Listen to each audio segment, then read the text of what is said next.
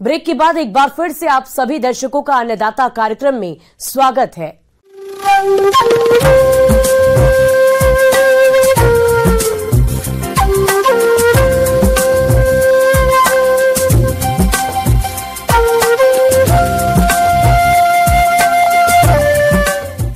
किसान भाइयों, मौसम निश्चित रूप से फसलों की सफलता या विफलता का निर्धारण करने वाला सबसे महत्वपूर्ण कारक है और इसीलिए मौसम विभाग के रिपोर्ट पर साप्ताहिक कृषि सलाह कुछ इस प्रकार है।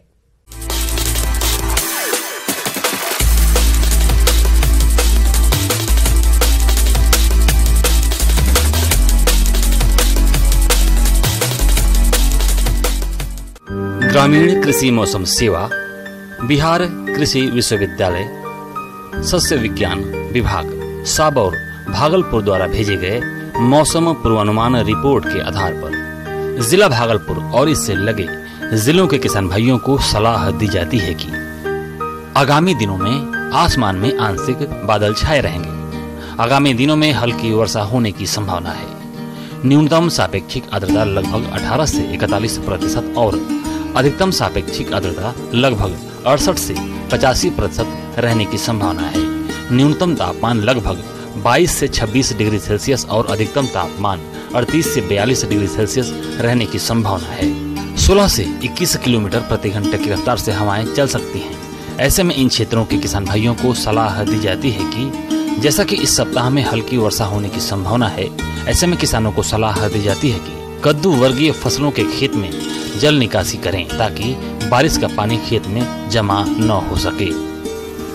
वर्तमान मौसम को ध्यान में रखते हुए किसानों को धान की नर्सरी तैयार करने की सलाह दी जाती है। 1 हेक्टेयर क्षेत्रफल में रोपाई के लिए लगभग 800 से 1000 वर्ग मीटर क्षेत्रफल में पौध तैयार करना पर्याप्त होता है। नर्सरी के क्षेत्र को 1.25 से 1.5 मीटर चौड़ी और सुविधा अनुसार लंबी क्यारियों में बांटें। पौधशाला में बुआई के पहले बीज का उपचार करें। इसके लिए 5 किलोग्राम बीज के लिए कार्बेंडाजिम 10 से 12 ग्राम और 1 ग्राम स्ट्रेप्टोसाइक्लिन को 10 लीटर पानी में घोल लें। आवश्यकता अनुसार इस घोल को बनाकर इसमें 12 से 15 घंटे के लिए बीज को डाल दें।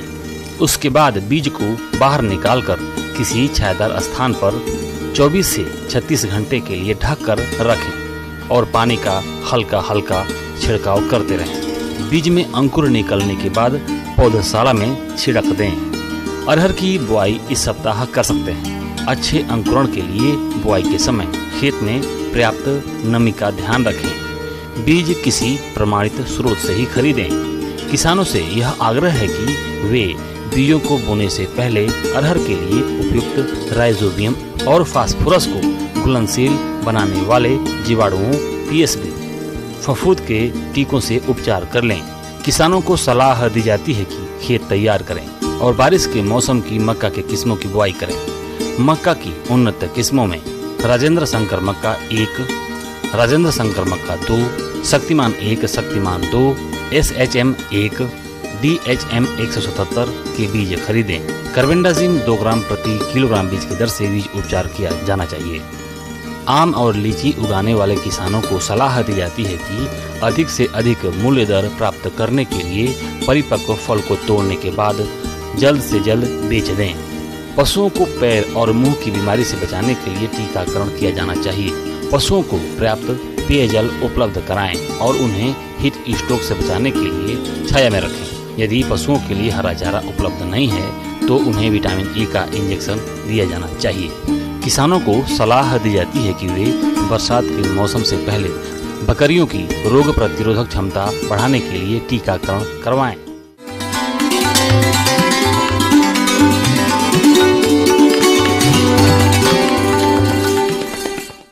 अब समय हो गया है प्रदेश के किसानों द्वारा अन्नदाता निःशुल्क फोन के माध्यम से पूछे गए समस्याओं के समाधान का।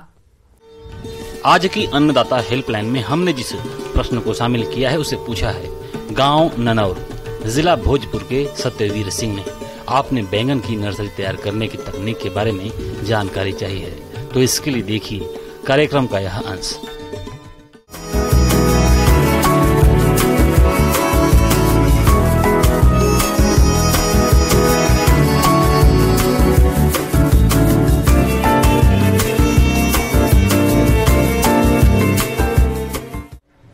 आज हम लोग बात करेंगे बैगन की कि नर्सरी किस प्रकार से बनाई जाए और इसकी उन्नत प्रजातियों के बारे में भी जानना अति आवश्यक है। इसकी उन्नत प्रजातियां हैं मुक्ता केसी है, पूसा पर्पल लॉन्ग है, पूसा पर्पल क्लस्टर है, पूसा पर्पल राउंड है, राजेंद्र बैगन एक है जो कि बहुत अच्छी प्रजाति है। ये बहुत ज़्यादा उपज देती है किसान भाइयों। और अब सबसे पहले हम लोग बात करते हैं कि इसकी अच्छा रोपण सामग्री कैसे बनाया जाए। किसान कई तरह से नर्सरी डालते हैं। कुछ किसान हैं कि नर्सरी के लिए अच्छा सा उसके लिए बीज सैया तैयार करते हैं। उसके लिए उसकी मिट्टी को एकदम भुरभुरी होनी चाहिए, हल्की होनी चाहिए। आमतौर पर सभी किस्म की भूमि में इसकी खेती की जाती है, लेकिन उपजाऊ दोमट मिट्टी जिसमें जीवांश खाद प्रचुर मात्रा में हो व जल निकास की उत्तम व्यवस्था हो वह सर्वोत्तम रहती है। पौध के लिए क्यारी ऐसे स्थान पर बनानी चाहिए जहां पर सिंचाई और पानी के निकास का अच्छा प्रबंध हो। वही भूमि समतल तथा उपजाऊ होनी चाहिए। आसपास छाया वाले वृक्ष नहीं होने चाहिए। पौधे तैयार करने के लिए 3 मीटर लंबी तथा 1 मीटर चौड़ी क्यारी भूमि से लगभग 15 से 20 सेमी ऊंची बना लेनी चाहिए। उसमें कंपोस्ट की भी मात्रा होनी चाहिए और उसमें डीएपी पर स्क्वायर मीटर 10 ग्राम किसान को अवश्य देना चाहिए। अगर कोई किसान जमीन पर पौधा तैयार कर रहे हैं तो, और अगर जो किसान पौधा प्रोट्रे में तैयार कर रहे हैं उन किसानों के लिए है कि वो मिट्टी की तैयारी करें। एक सामग्री आती है कोकोपीट। कोकोपीट नारियल का बुरादा होता है। कोकोपीट ले लें, 1 भाग कोकोपीट ले लें, 1 भाग कंपोस्ट ले लें और 3 भाग मिट्टी ले लें। इसका एक मिक्सचर तैयार कर लें ताकि जब प्रोट्रे से आपको पौधा निकालना हो तो आपका पौधा आसानी से निकल जाए। बीज बोने से पहले क्यारी की भली भांति गुड़ाई करनी चाहिए। वही प्रति वर्ग मीटर क्षेत्र में 4 से 5 ग्राम कैप्टान या थायराम मिलाना चाहिए। प्रत्येक क्यारी में 15 से 20 किलोग्राम अच्छी तरह सड़ा हुआ गोबर खाद तथा 10 से 15 ग्राम दानेदार फ्यूरोडान मिला देना चाहिए। क्यारी को समतल करने के बाद 8 से 10 सेमी की दूरी पर 1.2 सेमी गहरी नालियां बनाकर क्यारी तैयार कर लेना चाहिए। अगर वो बीज सैया लगा दिए हैं, उनका रोपण सामग्री लग गया है और पौधा बढ़ रहा है तो लगाने से पहले हमारे किसान क्या करें कि आप एक दिन निर्धारित दिन से, जिस दिन लगाना है उसके एक दिन पूर्व आपने पटवन किया है, उस पटवन के पानी में एक दिन आप कार्बेंडाजिम मिला दें। कार्बेंडाजिम 2.5 ग्राम 1 लीटर पानी में मिलाकर उस पानी से नर्सरी को ड्रेंच कर दें। नर्सरी अवस्था में भी हमारे किसानों को 5 गुना 5 सेंटीमीटर की दूरी को मेंटेन करना चाहिए। बीज सैया में डालने से पहले या प्रो ट्रे में डालने से पहले बीज को उपचारित अवश्य करें। किसान भाइयों को उपचार बहुत ज़रूरी है। अगर अभी वो उपचार नहीं कर पा रहे हैं तो बिचड़ा लगाते समय अवश्य उपचारित करें। और बीज जनित बीमारियों का प्रबंधन नर्सरी अवस्था से ही हमारे किसान को करना चाहिए।